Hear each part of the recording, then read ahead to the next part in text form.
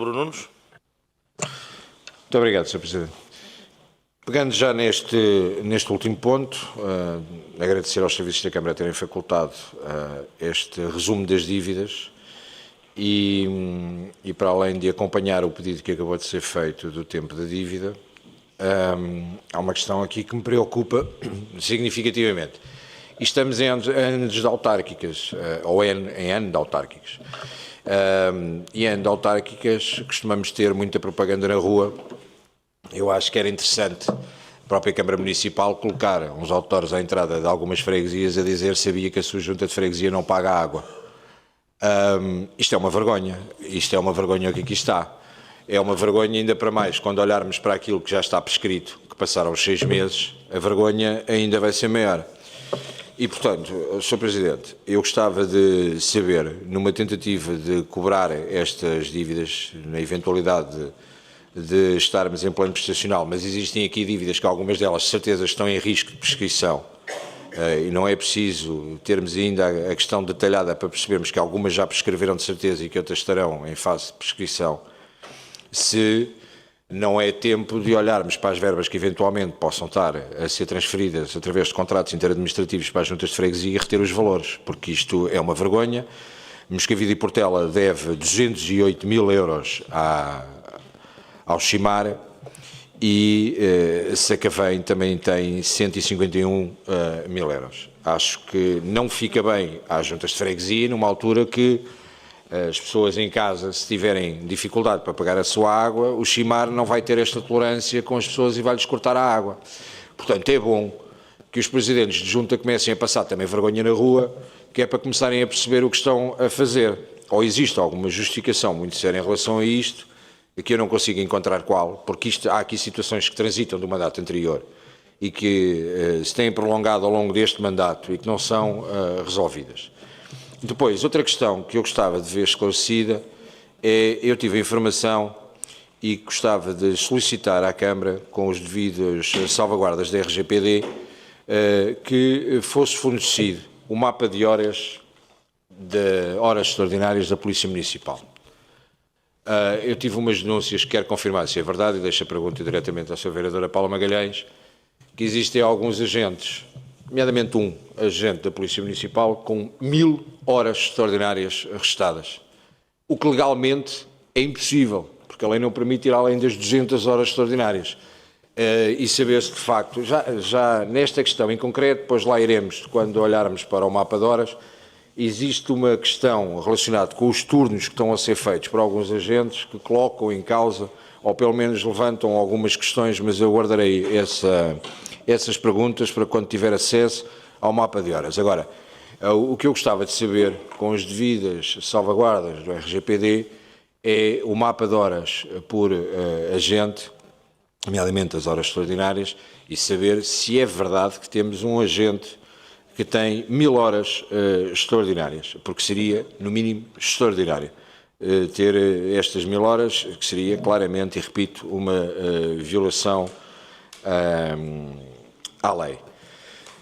Depois, na última reunião da Assembleia Municipal, e tem sido ordem do dia também, tem-se falado da questão das torres da fidelidade, e eu gostava de, depois de ter sido levantadas algumas questões na Assembleia Municipal, de levantar aqui algumas questões para saber se conseguimos ter resposta ou não. No dia 4 de abril de 2018, a fidelidade detida por uma empresa que se chama Fosun, só para sabermos, é uma empresa de capital chinês, para percebermos quem é que faz especulação imobiliária, só para estarmos situados deste grande capital e do grande capital que faz especulação imobiliária. A Fosun é uma empresa chinesa e todos sabemos que os fundos e as empresas chinesas que fazem investimento no estrangeiro têm sempre uma dependência direta do Estado chinês, ou seja, Partido Comunista Chinês, porque não há lá aquela liberdade que por aqui existe do Estado estar fora dos negócios. Esta empresa, Fidelidade, é detida 85% por esta empresa Fosun e em 2018, ou seja, no mandato anterior da Câmara Municipal, a Fidelidade faz um comunicado que diz que, tendo em consideração as notícias que não são verdadeiras. Aliás, o título diz rumores infundados acerca de um hipotético despejo ou de venda das torres na freguesia de Santo António dos Cavaleiros.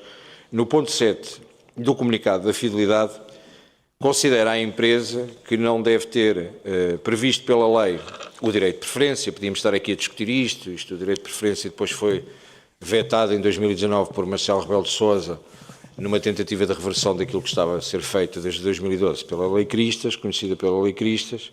Mas passando esta parte à frente e tratando daquilo que nos interessa, no ponto 7 do comunicado da Fidelidade, a Fidelidade diz que, não obstante o facto de considerar que a lei não garante o direito de preferência à Câmara, e isto é discutível, eu não tenho esta interpretação, que assumia o compromisso de dar o devido direito de preferência à Câmara.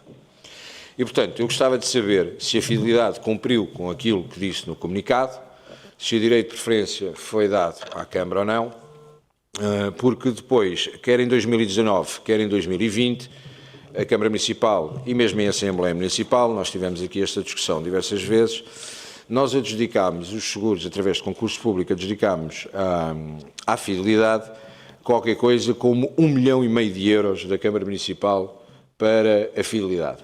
Eu recordo, e pode-se pedir a extração da ata dessas reuniões, eu recordo-me de, na altura, o Sr. Presidente da Câmara, Bernardino Soares, ter anunciado que estava envolvido nas negociações, tinha reunido inclusive com o Presidente da Fidelidade, e bem, tinha sido até acompanhado pelos moradores das Torres da Fidelidade, e bem, e que esta questão dos seguros também foi colocada en passant dentro da reunião, e a questão obviamente não foi feito por ajuste direto, foi feito por concurso público, mas que poderia existir aqui uma correlação entre este 1,5 milhão que fizemos de adjudicação enquanto Câmara Municipal.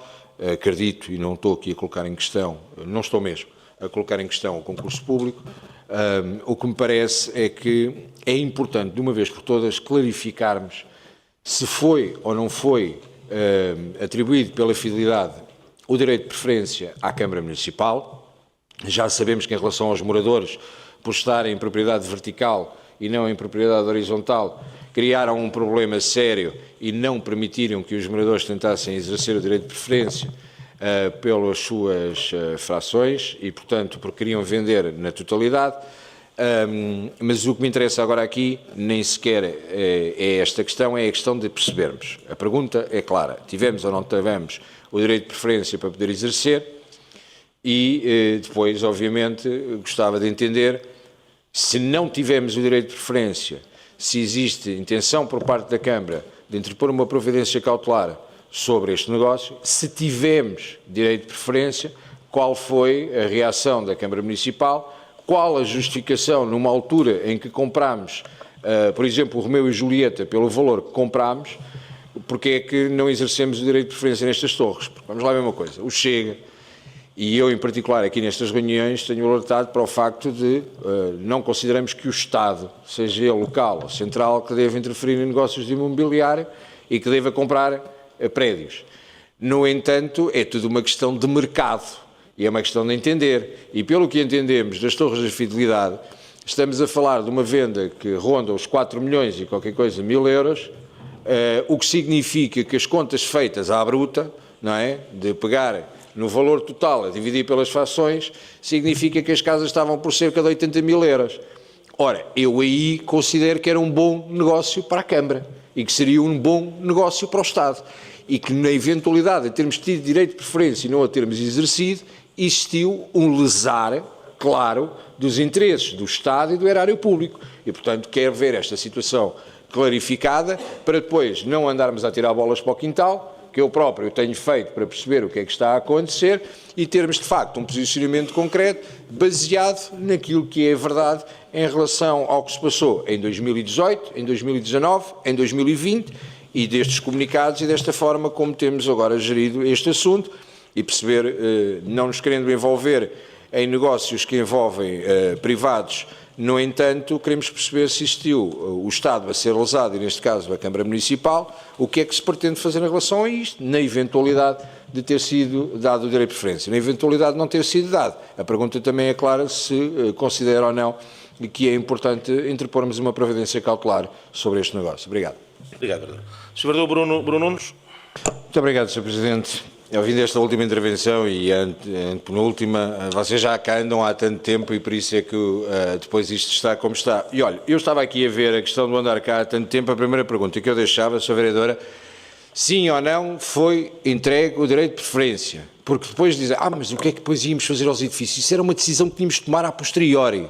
Não era uma decisão que tínhamos de tomar para exercer ou não o direito de preferência. Sim ou não foi facultado à Câmara Municipal exercer o direito de preferência. E depois, eu costumo utilizar esta expressão de Olívia Patroa, Olívia Costureira, para o PCP. Desta vez é para vocês, porque de facto são os mesmos. Sabe que no dia 28 de março de 2018, fez a semana passada 7 anos, entrou uma moção nesta Câmara Municipal que diz repúdio do despejo coletivo dos moradores da Torre da Fidelidade. Está aqui. Assinado por quem? Partido Socialista, assinado primeiro subscritor Sónia Paixão, é Vossa Excelência, na altura com menos de 7 anos, mas continua com a sua graça, e Nuno Dias, já não vou dizer que continua com a mesma graça ou não, mas na realidade subscreveu a moção. E sabe que a determinada altura diz a moção repudiar a impossibilidade dos arrendatários das frações já em propriedade horizontal, escrito por vocês, portanto nem sequer sabiam do que estavam a falar, poderem adquirir as respectivas habitações. Mas depois vamos aqui à frente e diz, no último ponto da deliberação, diz solicitar ao Executivo que sempre que possível não estabeleça qualquer contrato entre a autarquia e o Grupo Fidelidade. Por isso é que eu lhe perguntei se, em consequência do comunicado que é emitido 7 dias depois desta moção por parte da Fidelidade, a dizer que vai dar direito de preferência à Câmara, e sabe que eu estou aqui muito à vontade porque, mesmo para concluir, estou muito à vontade porque o meu partido só no próximo ano é que faz 6 anos, por isso nem sequer estávamos cá nesta questão, é uma responsabilidade, quando vocês dizem assim, já cá estamos há muito tempo, então agora explique como é que um ano depois adjudicámos 1,5 milhão de euros, depois da moção ter sido aprovada dentro desta casa, à Fidelidade. São 3 perguntas concretas que eu agradecia que respondesse. Obrigado. A senhora Vereadora